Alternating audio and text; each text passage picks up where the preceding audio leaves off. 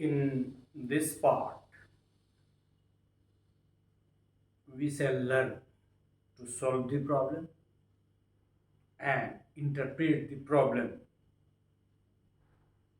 rather result of the problem in terms of research implication or hypothesis testing, you can say. This part of lecture is very comprehensive, and if we follow each and every individual related aspect to write on the blackboard, it will be comprehensive. मतलब हम पहला part जो problem का है उसको पढ़ेंगे, क्योंकि हम टेबल जब बनाएंगे तो प्रॉब्लम वहाँ हमको दिखाना ही है, तो वहाँ ज़्यादा क्लियर होगा। तो प्रॉब्लम वाला जो पार्ट है उसको हम सिर्फ स्टेट करेंगे, और टेबल बनाने में चूँकि उसके डाटा को टेबल में भरना ही है, हम लोगों ने सीखा है, वो टेबल बनाएंगे और फिर बाकी बहुत सारे स्टेप्स को स्किप करके हम लोग सिर्फ प्रोसेस को लर्न करेंगे कैलकुलेशन में।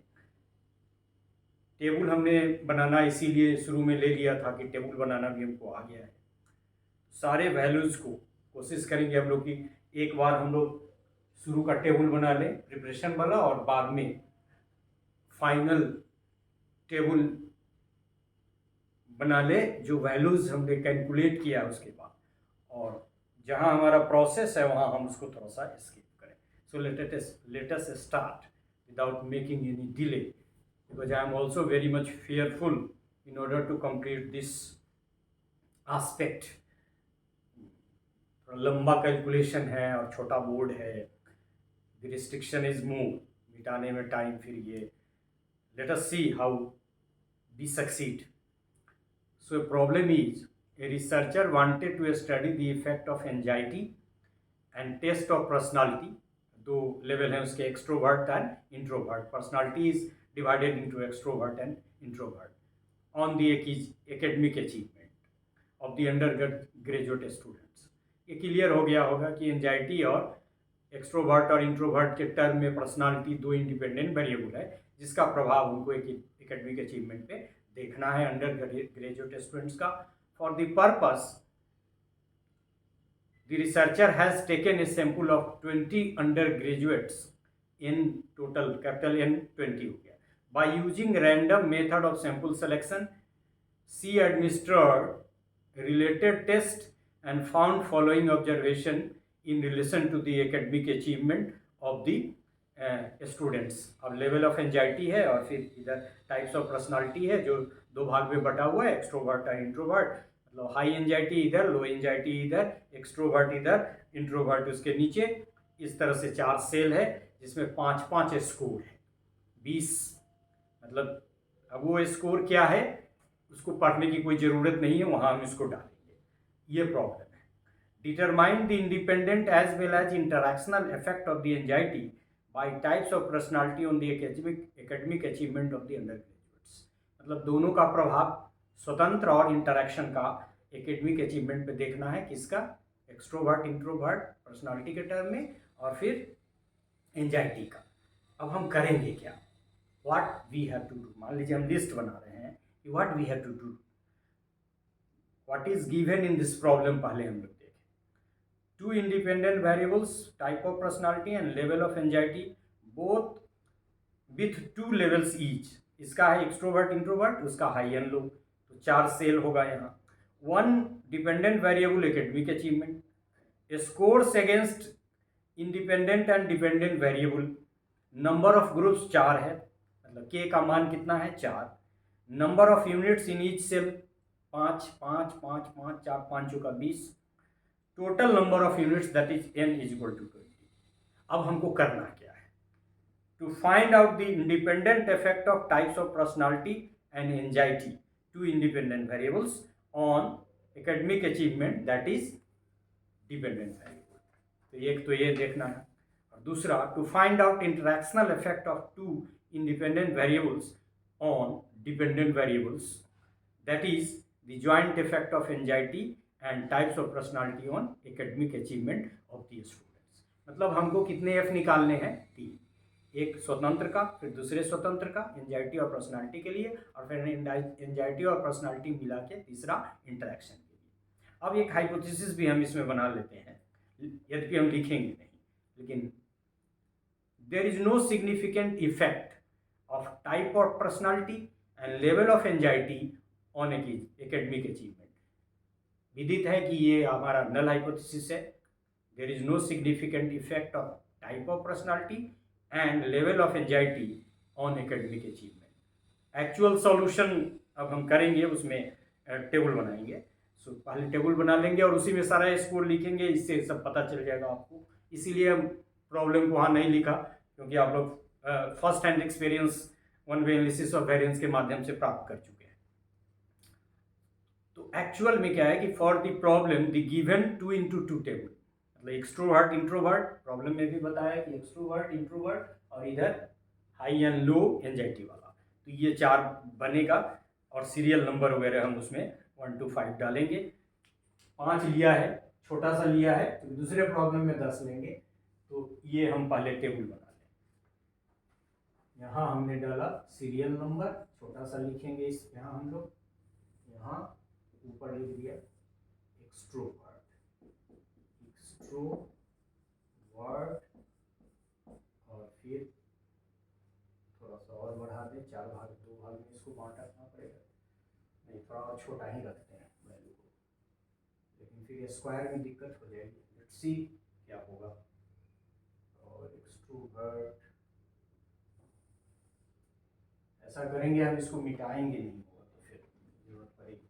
इसीलिए हमने कहा कि हमें little bit worried, high anxiety, थोड़ा बड़ा ही बना दें, काम नहीं चलेगा।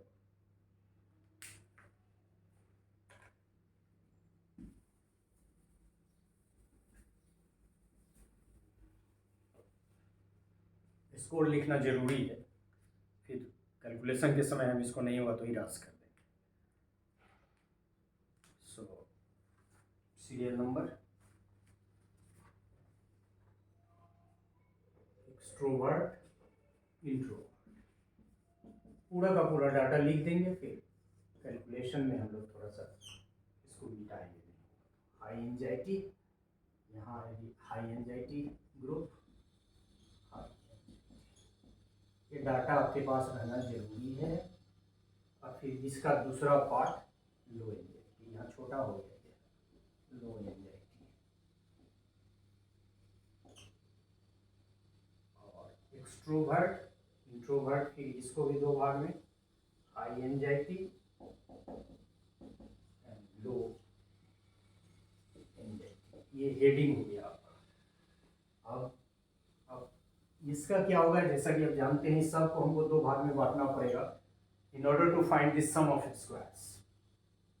सम ऑफ स्क्वायर्स, तो हाई एंजाइटी का x1 मतलब स्कोर, और उसका फिर इसका x1 या जो भी x2 लिख दें इसको, और x2 का, इसको भी पढ़ना था ना,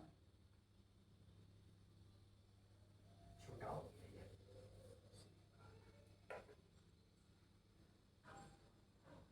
तो चलें थोड़ा सा टॉयलेट करें। x2 का स्क्वायर, उसी तरह से यहाँ x3 यदि इसको ले लें, x3 और x3 का स्क्वायर, x4 और x4 का स्क्वायर, ये आपका हो गया। और सीरियल नंबर 1 2 3 4 5, 5 ही लोग हैं, ये डिसाइड हमने किया है। तो अब ये स्कोर है 12 13 14 15 14। फिर दूसरा हमारा स्कोर है यहाँ 14 13 15 एंड 15। फिर ये स्कोर x3 का आपका है 14 16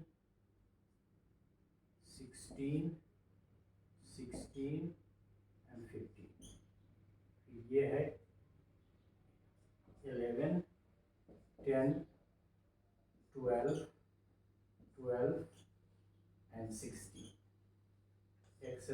सबका स्क्वायर यदि हम करें, इसको मैं आपकी मदद से कर रहा हूँ। 144 स्क्वायर करेंगे तो 169, 196, 225, 196, फिर इसका 196, 196, 169, 225, 225,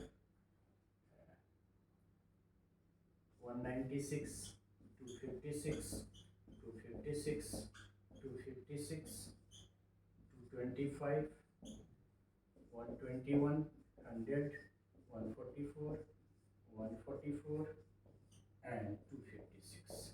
और ये सब का एडिशन हमको चाहिए, ये, और इसका मीन भी चाहिए चारों ग्रुप का। तो एडिशन आप यदि करेंगे तो यहाँ हम लिखते हैं n, यहाँ लिख दें तो n कितना और मीन, ये दो चीज़ यहाँ हमको मेंशन करना है। तो ये तो आप देख लेंगे कि ये 5 5 है, यहाँ कर दें, मीन में करने की ज़रूरत है नहीं।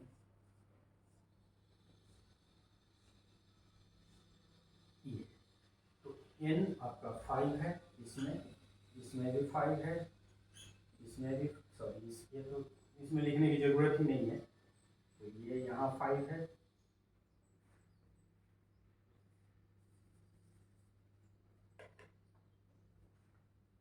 ये 5, ये 5 और ये 5।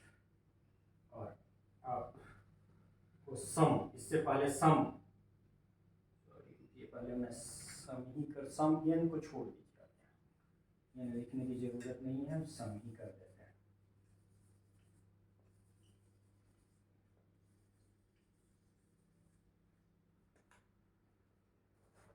ये मतलब सब का सम और मीन सिर्फ हम लिखेंगे, छोटी राशि है, नहीं लिखने की जरूरत है। इसका 68 और इसका मीन हो गया 13.60, ये हो गया आपका 14 पॉइंट, इसका सम 71, नहीं इसका भी लिखना पड़ेगा, 930, 71, 1011, 77, 1189, 61, 765. If something has been written wrongly, it will be verified there, क्योंकि डाटा हम वहाँ इस्तेमाल करेंगे। और मीन यदि है, इसका ये मीन है, इसका मीन आपको 14.20, 14.20, इसका 15.40 और लास्ट वाले का आपका 12.20। ये हमारा टेबल हमने आपकी मदद से बना लिया, लेकिन अब बोर्ड पे इतनी जगह नहीं है कि हम ज़्यादा इस्तेमाल कर सकते हैं। लेकिन यदि हम ग्रैंड सम की बात करें तो ग्रैंड सम हम कैसे निकालेंगे? पहला 68 प्लस 71 प्लस 77 और प्लस 61, ये वैल्यू यदि आप कंप्यूट करेंगे, हम वहाँ सीधे इसको ले लेंगे तो ये आएगा 277। और दूसरा सम ऑफ स्क्वायर्स, मतलब ये वहाँ भी हमने पहला और दूसरा स्टेप किया था, तो ये ग्रैंड सम ऑफ स्क्वायर्स निकालेंगे, मतलब इसका जोड़, इसका जोड़, इसका जोड़ और इसका जोड़, तो ये वैल्यू आपका आएगा 3895। मतलब ग्रैंड सम और ग्रैंड सम ऑफ स्क्वायर्स को हम वहाँ ले जाएंगे पहले स्टेप, और दूसरे स्टेप में हम लिखेंगे, क्योंकि बोर्ड हमको साफ करना होगा, और उसके बाद फिर हम लोग कंप्यूटेशन शुरू करेंगे। So let's start fresh.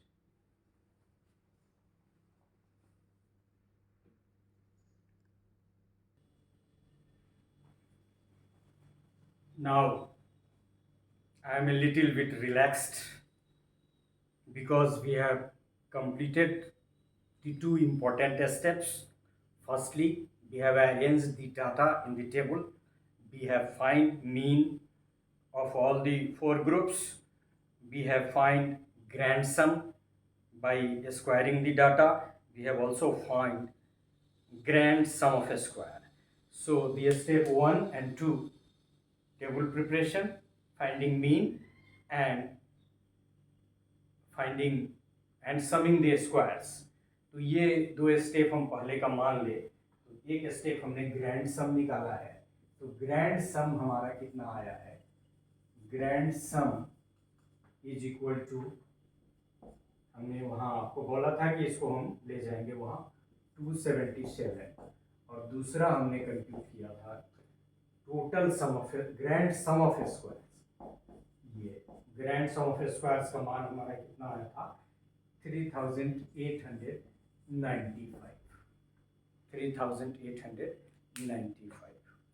अब ये तीसरे स्टेप से हमें स्टार्ट करेंगे करेक्शन निकालना। जैसा कि आप जानते हैं तीसरा स्टेप करेक्शन, पानी है लगता है थोड़ा सा, करेक्शन हम निकालते ही हैं इसका ग्रैंड सम का स्क्वायर डिवाइडेड बाई n।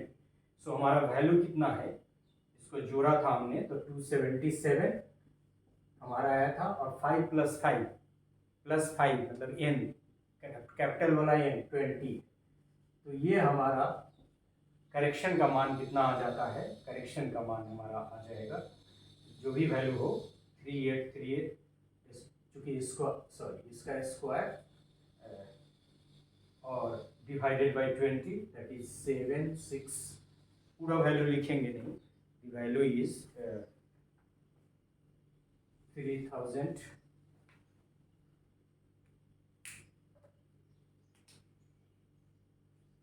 3836.45, ये करेक्शन का वैल्यू निकल गया। अब हमको ये देखना है कि निकालना कैसे, calculation is not so problem.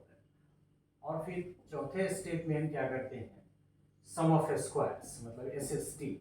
Some of squares मतलब वहाँ बताया था कि ये वैल्यू ये वैल्यू ये वैल्यू ये वैल्यू, चार जो सम ऑफ स्क्वायर्स हैं उस सब को जोड़ के उसको घटा लेते हैं किस में से, तो जोड़ भी हम लोग वहाँ ले गए थे, वो था 3836.45, यहाँ 3895, सॉरी ये तो वैल्यू ने आपको 3836 और हमारा वैल्यू आया था 383, वहाँ आया था 3895, और इसमें से करेक्शन, ये करेक्शन यदि माइनस कर दें 3836.45, तो ये हमारा किस चीज़ का वैल्यू आ गया, total sum of squares which is equal to 58.55। ये वैल्यू हमने निकाल लिया। अब sum of squares among the groups, इसमें जितने भी हैं 68, 71, 77, 61 का स्क्वायर, मतलब वो जो था n1 square divided by n1, ऐसे करके जो था x1 square divided by n1, x2 square divided by n2 and like that. यदि आप इसको कंप्यूट करेंगे that is 68 square divided by 5 + 71 square, जो हमारा सारे का x1 जितने भी इंडिविजुअल वैल्यू थे 4 ग्रुप में, सबका एडिशन था, उसी को स्क्वायर करके नंबर से डिवाइड करेंगे और फिर करेक्शन माइनस करेंगे, तो ये वैल्यू आपका निकल जाएगा सम ऑफ स्क्वायर्स। इसको बोलते हैं sum of squares among group, sum of squares among group, sum of squares among group. और ये वैल्यू कैसे निकालेंगे, मतलब जितना भी यहाँ का एडिशन है, पांचों स्कोर का एडिशन, फिर दूसरे 5 का, तीसरे 5 का, चारों का, सबका स्क्वायर डिवाइडेड बाई n1, और ये वैल्यू यदि आप कंप्यूट करेंगे और उसमें से माइनस करेक्शन करेंगे तो वैल्यू आपका निकल के आएगा बहुत छोटा सा 0.05। छठे स्टेप में अब हम लोग यहाँ से शुरू करेंगे। सम ऑफ स्क्वायर छठा तो हमने कर ही लिया, पहला ग्रैंड सम, फिर दूसरा, तीसरा, यहाँ तीसरा, चौथा, पांचवा, छठा।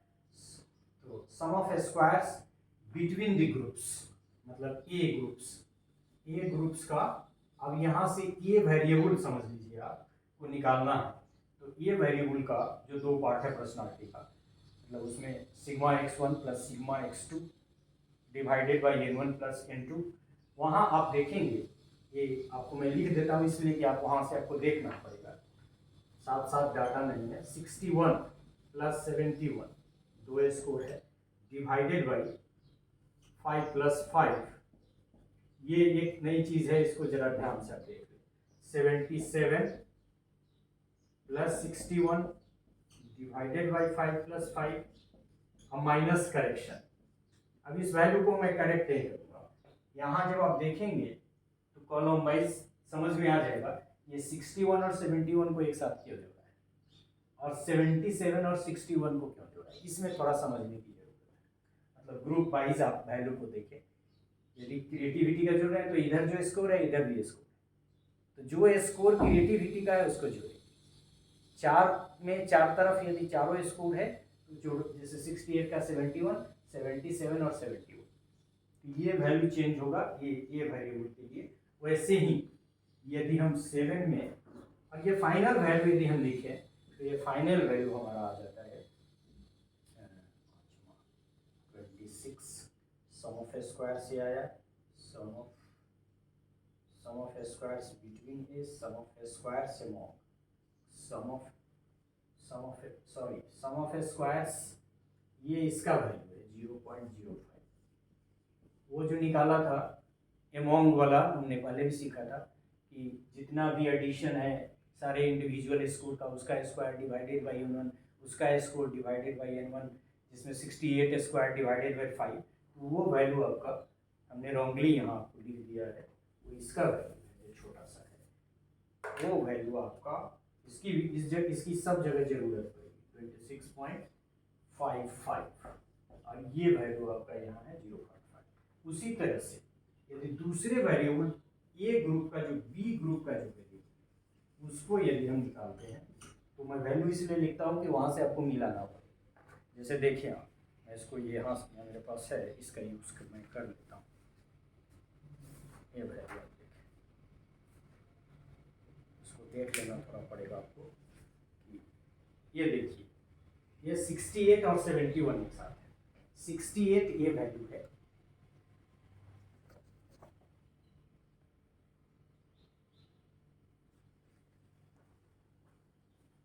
68 ये वैल्यू है, ये किसका है, एंजाइटी का हाई, और इसके साथ जोड़ क्या रहे हैं हम देखिए 71, ये किसका है, लो एंजाइटी। फिर क्या कर रहे हैं आप 77 को जोड़ रहे हैं, ये हाई एंजाइटी और लो एंजाइटी, मतलब यहाँ हाई एंजाइटी और हाई एंजाइटी जोड़ रहे हैं, यहाँ लो एंजाइटी या लो एंजाइटी जोड़ रहे हैं, मतलब एंजाइटी के सारे स्कोर को ले रहे हैं। उसी तरह से अगले वाले में हम जो लेंगे उसमें क्या स्कोर लेंगे वो भी हम लोग देखेंगे। तो यहाँ आप देखिए, हम कैलकुलेशन बाद में करेंगे।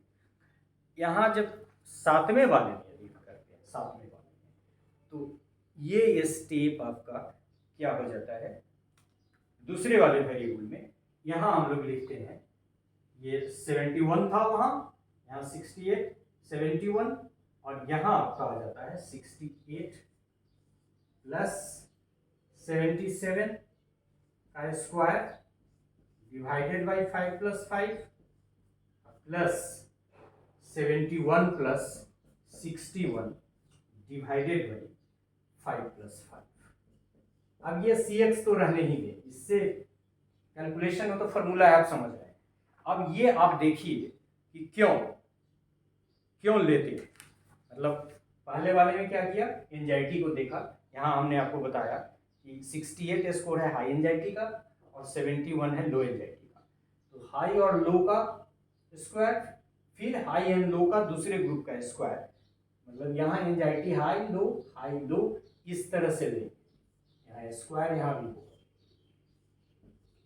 उसी तरह से यहाँ देखिए कि ये क्या कह रहा है, 68 किसका स्कोर है, अब इधर से एक्सट्रोवर्ट हाई, दूसरा 68 प्लस 77 ये क्या है, हाई एंजाइटी इंट्रोवर्ट, मतलब यहाँ एंजाइटी हाई एंजाइटी का ग्रुप बन रहा है, मतलब high anxiety extrovert, high anxiety introvert, और फिर दूसरा ग्रुप बनता है 71, मतलब लो एंजाइटी और एक्सट्रोवर्ट, लो एंजाइटी 61, मतलब 71 के साथ 61, मतलब यहाँ लो एंजाइटी का लो एंजाइटी के साथ, हाई एंजाइटी का हाई एंजाइटी के साथ, और वहाँ 68 मतलब एक्सट्रोवर्ट हाई, फिर 68 के साथ कौन, 71 मतलब लो एंजाइटी हाई लो। तो आप ये जो ग्रुपिंग है दैट इज वेरी इंपॉर्टेंट, और इसीलिए हमने बहुत नज़दीक जाके आपको उसको बताने का प्रयास किया। So calculation is not so important.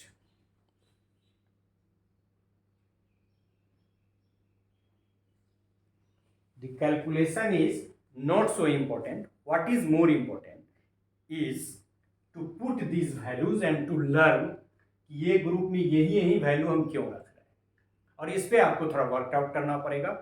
और ये यदि आप कर लेते हैं तो it is all the same like the one way analysis of variance. तो इस तरह से हम लोगों ने वैल्यू निकाला, और वैल्यू निकालने के क्रम में यदि हम इस वैल्यू को निकालेंगे तो इट इज मतलब ये फाइनल वैल्यू है हमारा 8.45। और फिर विदिन का वैल्यू जैसा कि आप जानते हैं among minus sum of squares में से, तो माइनस करेंगे दोनों को, मतलब within sum of squares S into A, इसको लिखेंगे एस एस बी, इसको हम यहाँ लिख दें अभी, तो s इंटू एस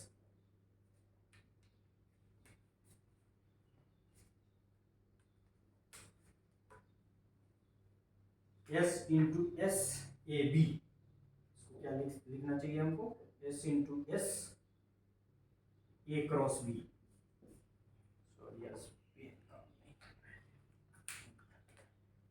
ग्रीन का इस्तेमाल करता, S S A into B. ये जब ये निकाला हमने तो ये क्या होगा, sum of squares among S S A minus S S B T P minus S S sum of squares दोनों का निकाला ना, एंजाइटी का और ये फिर टाइप्स ऑफ पर्सनालिटी का। So it is type of personality and it is anxiety. और ये आपको वैल्यू देखिए आपको कितना आया है, ये 20.55, और ये दोनों को माइनस करना है, मतलब माइनस 0.05 एंड अगेन माइनस 8.45। ये कुछ टेक्निकल स्टेप है जो इसमें आपको समझना पड़ेगा। और तब finally sum of square within the group S S W. तो एस एस डब्ल्यू जैसा कि आप जानते हैं वो ही निकलेगा टोटल सम ऑफ स्क्वायर्स, और ये फिर minus S S A minus S S C, sum of square for A group and sum of square for B group, या उसका नाम यदि आप लिख दें तो। जैसा कि आपको पता है कि टोटल सम ऑफ स्क्वायर यहाँ 58 कुछ था हमारा, ये तो 58 minus sum of square among, ये कितना आया था इसका वैल्यू 26 पॉइंट सॉरी 58, ये तीन वैल्यू है यहाँ, S S T minus S S B, तो इसमें सब वैल्यू आ जाएगा, इंटरैक्शन वाले भी वैल्यू को रखना पड़ेगा। तो ये तीन value within sum of squares, तो 58 माइनस ये तो डाला ही था यहाँ 8.4, ये कितना वैल्यू आया था हमारा 18.5, इस वैल्यू को लिखना भूल गया थे इसीलिए कंफ्यूजन, 8.05, और विदिन सम ऑफ स्क्वायर्स का वैल्यू आपका निकल गया, विदिन सम ऑफ स्क्वायर्स का वैल्यू इंटरैक्शन में कैसे हमने लिख दिया, ये विदिन का वैल्यू, सॉरी ये sum of squares 7 8 within sum of square A cross B, ठीक है, तो निकालना है एस एस बी ठीक है, ये वैल्यू ये आ गया इतना 18.5, और फिर sum of squares within the group, ये sum of within sum of squares interaction and within sum of squares within में तीनों वैल्यू माइनस होगा 58.5 में से ये तीन, ये SST minus SSA minus SSB, SST minus SSA SSB, ये तीन वैल्यू हो गए। तो 58 माइनस 18.5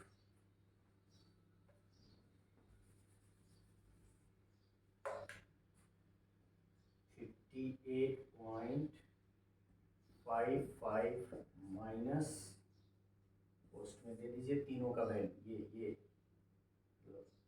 आपका निकल जाएगा क्या, सम ऑफ स्क्वायर्स माइनस तीनों वैल्यू डालना पड़ेगा, इंटरैक्शन का भी वैल्यू इसमें होगा। तो ये हो गया आपका 18.05 प्लस दिस वैल्यू, यदि पोस्ट ले लिए हैं तो मार्क प्लस ही कर दें, तो 0.05 और प्लस 8.45, सॉरी ये 8.45,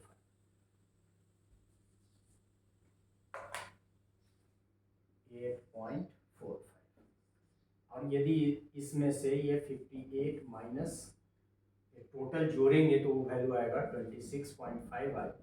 सो द वैल्यू इज 32। मतलब हमारा यदि टेबल यदि कहें तो एमोंग ग्रुप्स में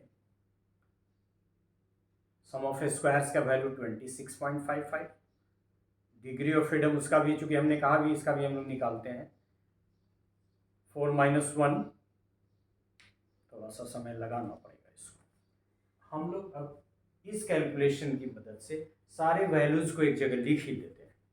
सो we will write the table in order to understand the computed value. Now we have computed। अब फिर एक बार इसको देख लें, ये SST हमने ये निकाला, ये वैल्यू इंपॉर्टेंट है हमारे लिए। एक value sum of square amongst, ये हमारे लिए इंपॉर्टेंट है। एक वैल्यू इसमें ये चीज़ समझना आपको ज़रूरी है, ये वैल्यू इंपॉर्टेंट है। फिर ये इसका कैलकुलेशन और क्या कैसे हमने लिखा है, यहाँ स्क्वायर हो जाएगा, तो ये फिर ये वैल्यू इंपॉर्टेंट है हमारे लिए। फिर ये वैल्यू भी हमारे लिए इंपॉर्टेंट है, मतलब ये वैल्यू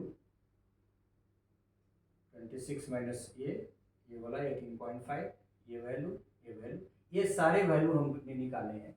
मतलब ग्रैंड सम ऑफ स्क्वायर का वैल्यू, करेक्शन की जरूरत हमको है नहीं, इसकी वैल्यू, इसका वैल्यू, इसका वैल्यू और इसका वैल्यू सब हम टेबल में डालें। So let us prepare the table. अब हम सब सिर्फ आपको ये कहेंगे कि ये दोनों स्टेप पे आपको थोड़ी सी मेहनत करनी, वेरिएबल को कैसे रखते हैं और क्यों 68 के साथ 71 है और फिर 77 के साथ 61 है और फिर यहाँ 68 के साथ 77 है और यहाँ 71 के साथ 61 है। इस पे आप थोड़ा एक्सरसाइज करें, और यदि आपको समझने में दिक्कत है you can ask question individual by calling me in this second half. So let us prepare the table.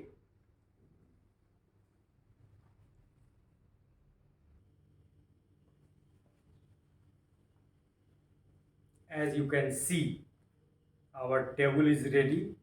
हम लोगों ने वहाँ वैल्यू निकाला और बताया कि कैसे दो को एक साथ रखते हैं।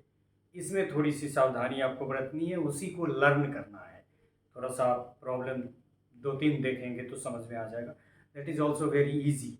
मतलब किसका कम्बिनेशन किसके साथ होगा, 4 जो रखते हैं, दिस प्लस दिस का स्क्वायर, दिस प्लस दिस का स्क्वायर, और फिर दूसरे केस में दिस प्लस दिस का स्क्वायर, वो देखना पड़ेगा किसके साथ किसका होगा। And that is not so difficult.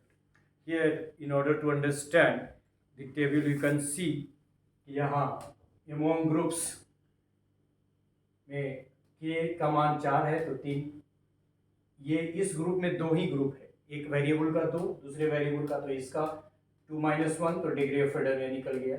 ये इसका इंटरैक्शन में k1 minus 1 into k2 minus 1, मतलब ये दोनों जो ग्रुप है इसका 1 इंटू 1 तो 1 ही आया, और ये टोटल ग्रुप की संख्या 20 है और टोटल सब ग्रुप्स की संख्या जो 4 है वो 4 है, तो 16 हो गया ये विद इन ग्रुप्स का।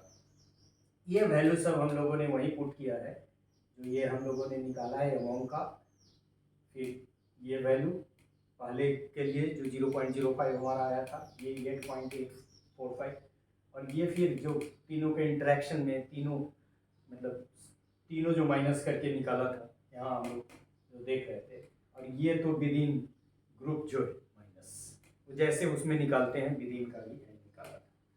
और ये हम जानते हैं कि सम ऑफ स्क्वायर्स को डिग्री ऑफ फ्रीडम से डिवाइड करेंगे तो मीन सम ऑफ स्क्वायर निकलेगा। तो यहाँ देखिए 26.55 divided by 3 is equal to 8.5, ये एमोंग का हो गया। यदि हमने कहा कि एमोंग का इम्प्लीकेशन है, सारे वैल्यूज हमको कैलकुलेट करने पड़ते हैं, इसलिए हमने इसका ये भी निकाल दिया है।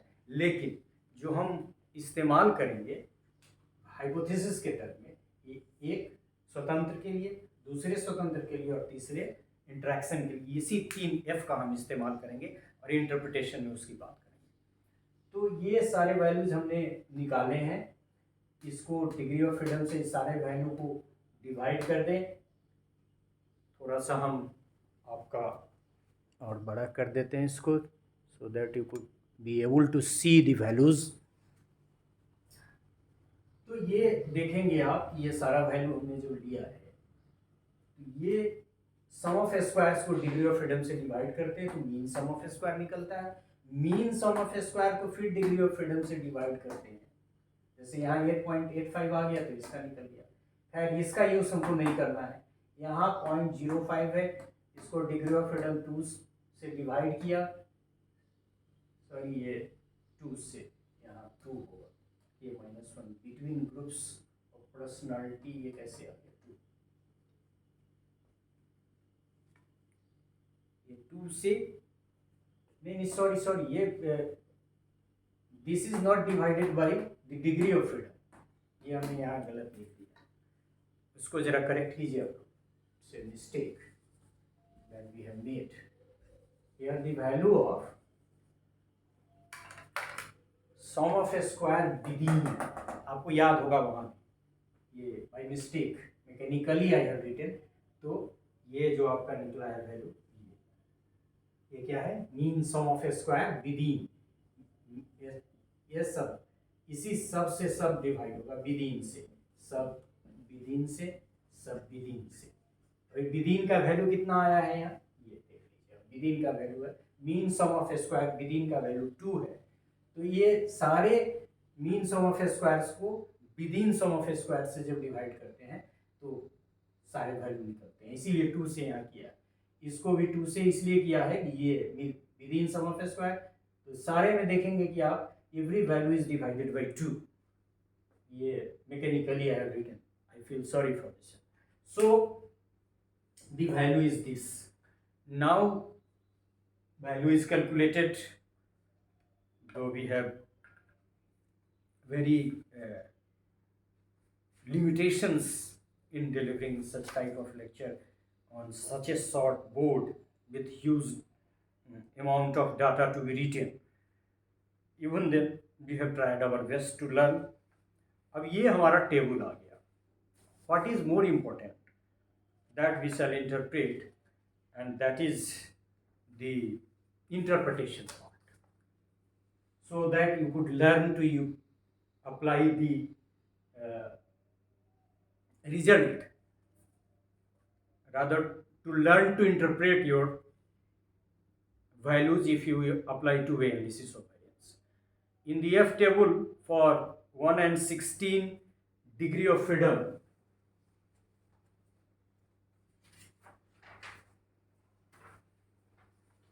in F table for 1 and 16 degree of freedom, the F value at 0.01 and 0.05 level are 8.53 and 4.49 respectively. Our calculated F value for type of personality and anxiety are 0.025 and 4.425।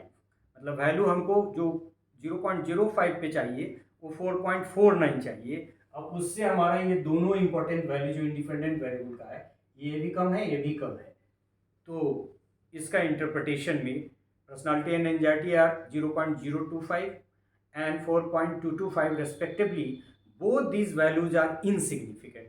Obviously, null hypothesis framed against both these variables are retained. मतलब वो कहा कि significant नहीं है, मतलब significant नहीं है तो रिटेन हो जाएगा. दूसरा में देखिए एफ रेशियो फॉर इंटरैक्शन, ये देखिए अब ये वैल्यू दोनों ये सिग्निफिकेंट हो गया, अजीब है. F ratio for interaction is obtained at as 9.025 and the value for 1 and 16 degree of freedom, 1 and 16 degree of freedom, 1 किसका, ये तो 16 इसका, ये तो रहेगा ही इधर वाले में, और ऊपर वाले में 1 क्यों, क्योंकि इंटरेक्शन में भी डिग्री ऑफ फ्रीडम का मान 1 है, वहाँ भी 1 है, यहाँ भी 1 है, बिटवीन यहाँ भी 1 है और यहाँ भी बिटवीन, ये 2 गलत यहाँ लिखा हुआ है, ऐसे 2 - 1 तो 2 होगा ही नहीं, ये तो होगा ही 1, लेकिन due to mechanical process it has been done, तो ये सम में 1 है, तो 16 और 1, इसीलिए 1 इसका और 16 इसका. F ratio for interaction is obtained as 9.025 and the value for 1 and 16 degree of freedom is significant at 0.01 level of significance. Subsequently, null hypothesis for interaction effect is rejected. मतलब वो तो रिटेन हो गया कि डिफरेंस नहीं है, लेकिन interaction में डिफरेंस आ गया. For both the independent variables, we may conclude that they do not influence any way, मतलब ये दोनों इन्फ्लुएंस नहीं करते हैं किसको, जो भी हमारा वेरिएबल वहाँ हमने लिया था, शायद अचीवमेंट लिया था. It means types of personality and level of anxiety have not any significant bearing on academic achievement of the students. We may finally conclude that the students who are either extroverts or introverts are equally good in their academic achievement. तो difference नहीं है तो यही होगा. In the same way, we may conclude that level of anxiety and the students do not cause any significant variation in the academic achievement of the students. For interaction, मतलब दोनों में कोई डिफरेंस नहीं है, दोनों का कोई बियरिंग नहीं है अचीवमेंट पे, चाहे वो एक्सट्रोवर्ट इंट्रोवर्ट का पर्सनालिटी का टाइप हो या फिर लो और हाई एंजाइटी का टाइप हो, दोनों में से कोई प्रभावित नहीं करता है डिपेंडेंट वेरिएबल एकेडमिक अचीवमेंट को. For interaction effect the value is significant and so we may conclude that students who are extrovert and have low level of anxiety are significantly superior in their academic achievement having higher mean value. क्योंकि हमने बताया ही था कि final decision higher mean value पे ही होता है, तो आप जब दोनों को ऐड करके देखेंगे तो देख लेंगे कि हायर मीन वैल्यू किसका है. ठीक है. For introvert group high anxiety group is superior on mean value in comparison to low anxiety group. ये आप देख के अपना टेबल के, क्योंकि हमने बता दिया आपको, that is important.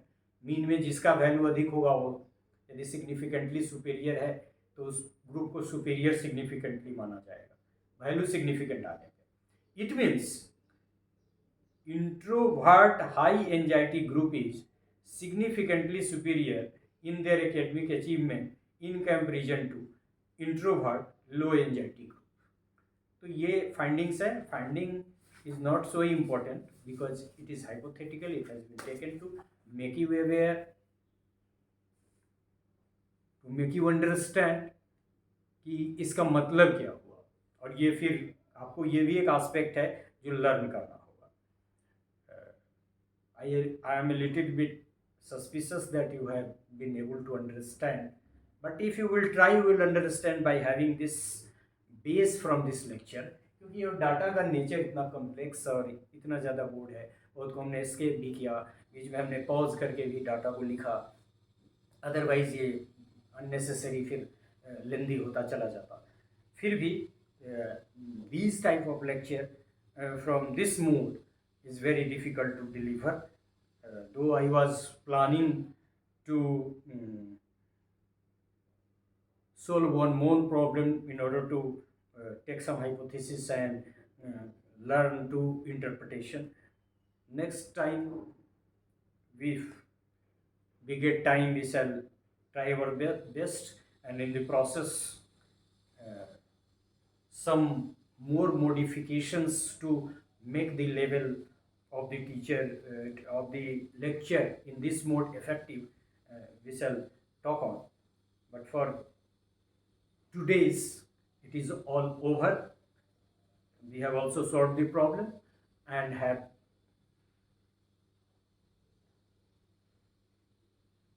taught you to work on ये दो जो लेते हैं, जो स्क्वायर करते हैं, इसको इसके साथ, इसको इसके साथ ही क्यों लेते हैं, उस पर थोड़ी सी आपको मेहनत करने की ज़रूरत है. Let us see how this second problem we could solve, but I will take some time due to some feedback to receive and to work out to make the lecture of this type more effective, and also we have also some pain related problems. So this is all about today's lecture. Most importantly, the second problem, by having 40 instead of 20, 10, 10, 10, 10, and we shall be able to solve, but I shall work on to make the second lecture more effective, and also by getting some feedback from your side how to improve and like that. So your suggestion is also important, without changing the mode, how this lecture within the certain limitations can be improved. So this is all about today's lecture and this part of the lecture in which we have tried to learn, solve the problem, and to apply the two-way analysis of variance in research as well. तो दो चीज़ हमारा objective था आज का, कि एक तो आपको बेसिक कंसेप्ट का की जानकारी हो जाए, इंटरेक्शन इफेक्ट क्या होता है, मेन इफेक्ट क्या होता है, कैसे टेबल बनता है, कैसे कौन कौन से इम्पोर्टेंट एस्पेक्ट्स हैं, और फिर कैसे इंटरप्रिटेशन हम उसका करेंगे, ये आएगा तो, और फिर और भी बहुत सारी बातें हमने की. Hopefully you have understood and you have got a background to work on independently. क्योंकि इस तरह के प्रॉब्लम को आपको जब तक आप प्रॉब्लम सामने नहीं रखेंगे, it is difficult to solve. So by having this lecture as your background knowledge, you try your best to understand and solve the problem for your examination point of view related to two-way analysis of variance, and most importantly to frame hypothesis, to test hypothesis with the help of two-way analysis of variance. So this is all about today's lecture. Thank you.